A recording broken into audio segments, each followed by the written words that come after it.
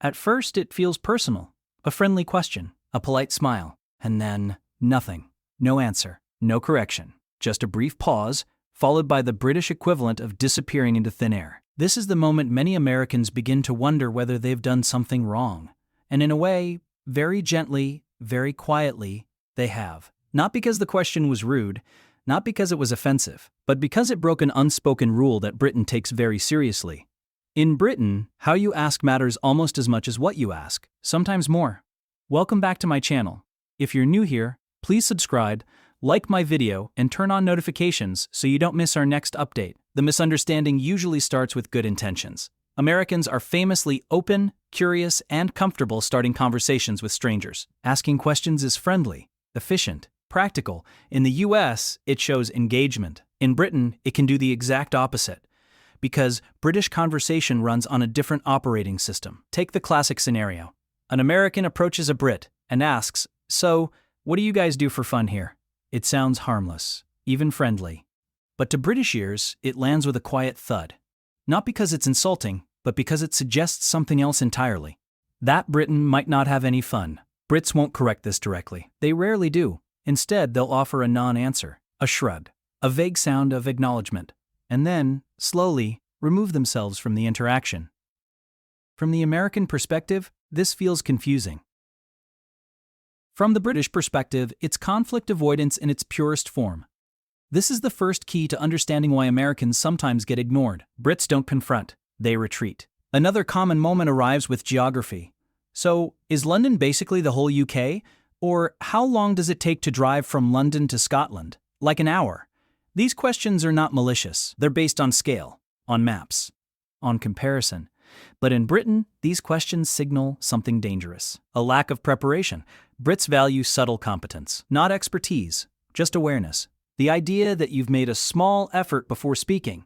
When a question suggests you haven't, the response isn't anger. It's silence. Silence in Britain is feedback. Then there's the accent question. "Wow, I love your accent. Where is it from?" Again, well-meaning, often genuine. But Britain contains dozens of accents, each tied to identity, history, and pride.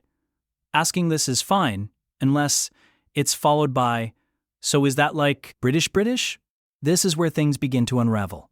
Brits hear this not as curiosity, but as flattening, as if the country has been reduced to one voice, one culture, one idea.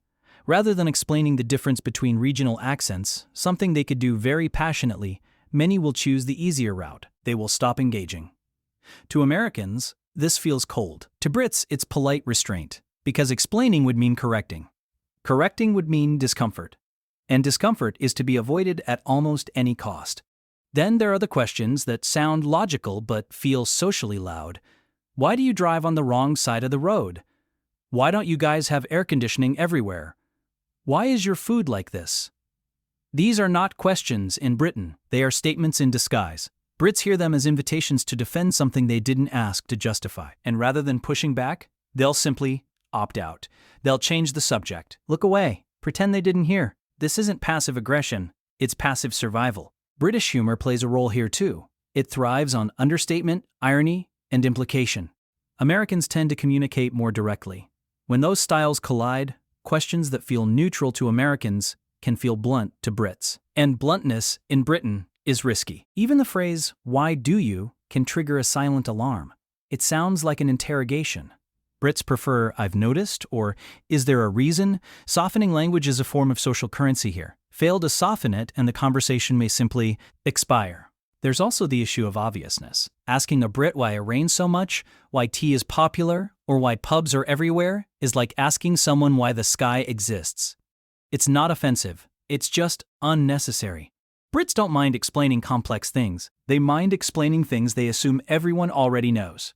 When they encounter that moment, they often decide it's easier not to respond at all. And then there's class, an invisible layer Americans don't always detect. Certain questions touch on money, education, or background without meaning to. Brits are highly sensitive to this. Asking what someone earns, where they went to school, or why they don't move somewhere nicer can instantly freeze a conversation. Again, no confrontation, just withdrawal. The final factor is something Americans rarely expect. Brits don't owe conversation. In the US, friendly small talk is a social default. In Britain, silence is perfectly acceptable. Not rude, not awkward, just neutral. If a question doesn't serve a clear social purpose, it may simply be ignored. Not out of spite, out of comfort. This is why Americans sometimes walk away feeling puzzled. They didn't break a rule they knew existed. They broke one that was never explained. But here's the twist. When Americans adjust, even slightly, the response changes completely. Swap, "Why do you do this?" for "I might be wrong, but," and suddenly Brits open up. Add a bit of self-deprecation, a bit of humility, and the silence disappears. Because Brits aren't unfriendly. They're selective. They respond to tone, to effort, to the sense that you're observing, not judging. The moment that comes across, the conversation doesn't just resume, it deepens. So if Americans sometimes get ignored, it's not because the questions are dumb, it's because they're loud in a culture that values quiet understanding. Britain doesn't punish curiosity, it rewards subtlety. And once you learn that, the silence stops feeling like rejection. It starts to feel like guidance. Because in Britain, being ignored is rarely personal. It's just the country gently telling you, there's a better way to ask. So here's the real question. What's the one question visitors ask that makes you immediately switch off? Because if there's one thing Britain agrees on, it's that silence usually says more than words ever could. At first, it seems harmless enough. An American tourist asks a simple question. Something like, "So, is London the whole UK?" Or, "Do you drive on the right side here?" To the American, it's curiosity. Innocent, polite, necessary. To the British, it's quietly exhausting. There's a subtle pause, a polite smile, maybe a slow blink. That's all you get. This is the moment the average American begins to realize something very important. In Britain, some questions are considered, well, beneath answering. Why? Because Britain, for all its charm and civility, has a finely tuned system of social economy. Wasting time on obvious ignorance is inefficient. It's not rudeness. Not really. It's strategy. A survival mechanism honed over centuries of dealing with strangers who assume London is the only city worth noticing, or that the British sense of humor is obvious. Take the question about tea. Americans often approach with wide-eyed confidence. "So, you drink tea all the time?" The British response is nothing, a polite nod, perhaps a slow sip, because the correct answer is complicated. It varies by region, by age, by the weather, and above all, by how much patience the listener has left. And then there's geography. Americans often ask things like, "Isn't the UK tiny? Could you just walk from Scotland to London?" To which the British mind responds with one of two reactions. Smile patiently while imagining the long, winding roads, centuries-old streets, and unpredictable motorways, or ignore it completely and hope the question self-corrects. These dumb questions are not judged in the American sense. They are politely assessed, filed away, and promptly disregarded. Accents complicate matters further. Ask the same question in Newcastle or Glasgow, and suddenly Americans struggle to understand the answer, while locals continue life as if the conversation never happened. And this is the subtle brilliance of British ignoring. It is a social tool, a quiet, almost invisible way of saying, perhaps think for yourself next time. Yet, Americans rarely notice. They keep asking, wide-eyed, enthusiastic, oblivious, and the cycle continues. It's in these tiny interactions, these overlooked pauses, that the cultural divide between the American need for validation and the British skill for subtle dismissal becomes painfully obvious. By the end of a week, Americans begin to recalibrate. They realize a British shrug, a blank stare, or a slow, polite is not a rejection. It's a lesson, a nudge toward self-reliance, observation, and, if they're lucky, quiet amusement. Because in Britain, the dumb question is rarely answered, but it is always remembered. And yet, ignoring is only half the story. Because Britain is not just a place of polite silence, it is a theater of nuance. Every pause, every eyebrow raise, every "oh, really" carries meaning.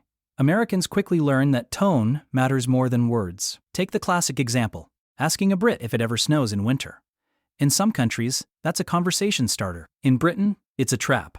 The correct response? A neutral nod, perhaps a small smile. Anything more enthusiastic risks revealing your ignorance. Anything less risks social awkwardness. Then there's the regional variation. A question that might earn a helpful answer in London could be met with polite indifference in Liverpool and outright incredulity in Yorkshire. Britain is, quietly, a country of microcultures. Asking obvious questions often exposes one's outsider status. Americans tend to double down. They explain their assumptions. They add context. They laugh nervously. And yet, the British remain composed, calm, almost theatrical in their patience. Even the mundane, like directions, becomes a lesson in subtle dismissal. Ask for the nearest tube station outside London, and the local might simply gesture vaguely in the general direction, leaving the tourist to navigate on their own. No malice, no aggression, just social efficiency. And humor. Oh, the humor. Britain has mastered the art of the quietly sarcastic answer. Americans may think they are getting a genuine response, when in reality, they are participating in a centuries-old ritual of polite bewilderment. Isn't the UK small? Oh yes, it's practically a village. Americans laugh. Brits sip their tea. Mission accomplished. By the time an American leaves Britain, several things become clear. Not every question deserves an answer. Silence can be louder than any explanation. And above all, there is an art to being politely ignored that only centuries of social evolution can produce. Because in Britain, ignoring isn't rude, it's refined, efficient, almost educational. So, the next time an American asks something that seems obvious, remember this: they are not being dismissed, they are being initiated into the subtle, understated, and quietly glorious world of British patience. And if you're British watching this, consider sharing your own favorite ignored American question, because some things are best understood through experience.